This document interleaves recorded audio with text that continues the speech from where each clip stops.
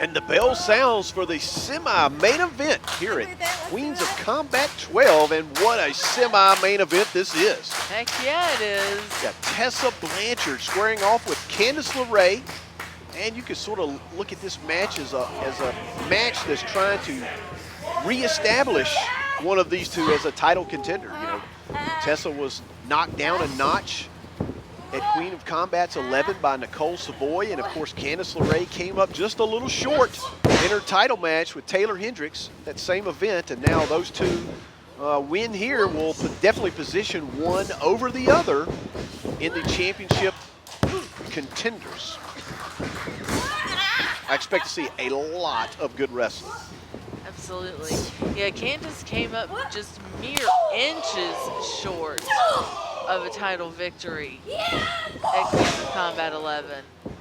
And you know, Tessa's been chasing Taylor Hendricks, as has Jessica Habit. Oh, Taylor, Candice wasn't for the dive, but Tessa was ready for that one. I know, you got Taylor on the mind, like every other guy. Well, what I was trying to say is these two are fighting for the opportunity to wrestle Taylor once again for that title. Look out, Fisherman Buster suplex by Tessa, but only a 1 count. You know, we talked about Candice and how resilient she is, and that in that match with Taylor Hendricks in Queens of Combat 11. We've seen, anybody that's watched Pro Wrestling Guerrilla knows how resilient she is, and she just has so much energy, able to defy the odds, come back from all kinds of crazy high-impact moves, and here she is now with a beautiful submission hold to Christo. Her ability to absorb punishment is really second to none. Tessa trying to counter it. She got out of it and dropped her down hard to that mat to break any attempt from Candice, and a hook of the leg.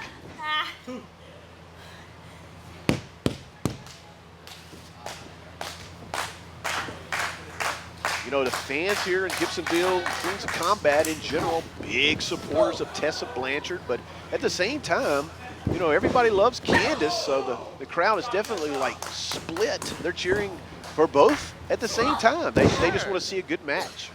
They came out, they shook each other's hands. I think they're going to both be sportsmanlike in this competition.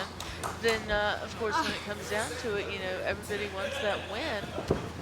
And you'll do whatever you can to get that. Tessa seems to be focused on the back now. A crucifix pin. She's going to hold on to it.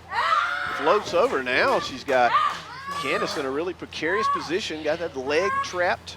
Using her leg to trap the arm, and then a barring of the right arm. Candice reaches the ropes. Probably the best thing she could possibly do in that position.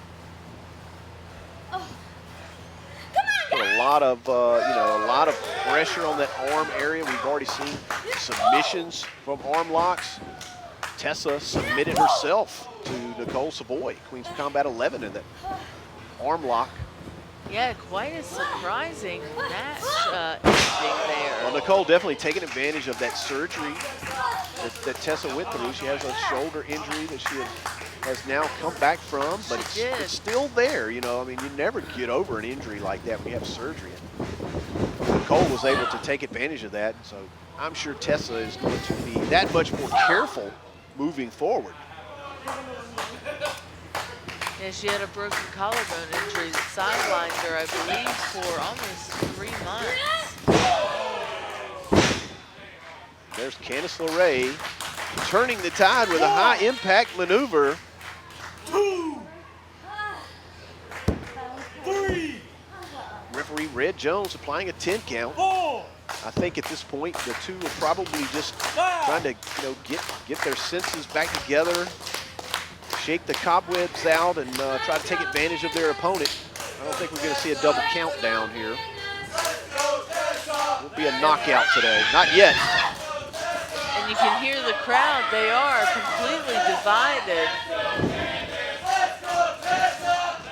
Candice ascends to the middle row. Wow. Talk about adding some leverage to the impact. 1. Tessa very wisely slipping out of the ring. That eliminates any chance of a pinfall, but it doesn't eliminate that as Candice pops through the ropes with a big tope that just leveled Tessa into the front row. That's right, when you sit in the front row of Queens of Combat, you don't know who might end up in your lap.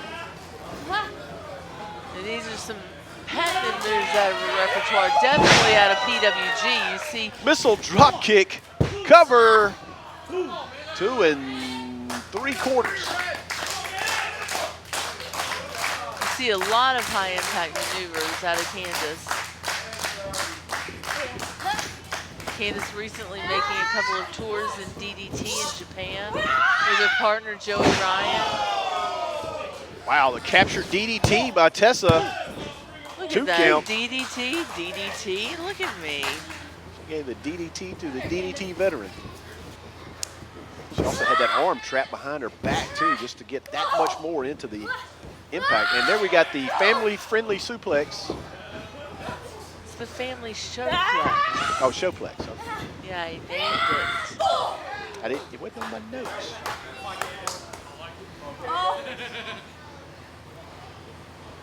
Candice off the top. And she just powered up. Boom! She's extra large now.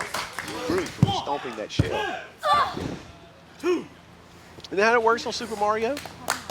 I don't know. She's from Mr. Toad's Wild Ride. Did Mr. Toad's in Super Mario? No.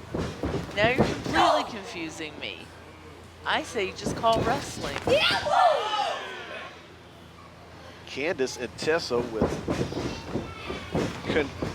Oh, wow, look at that maneuver by Tessa. Tessa very opportunistic right there, and it paid off. Yeah, they were exchanging forearms, but Tessa added to it. Slingshot over the top. Here's the cover, hook of the leg two, and no! I can't believe it. Tessa, you can see Tessa, she's hot. She is heated up right now. She knew that was a 3 count for sure. I'm a little surprised too. Small package by Candice. Tessa able to kick out. Big kick to the head from Candice. Family showplex with the bridge and a 3 count.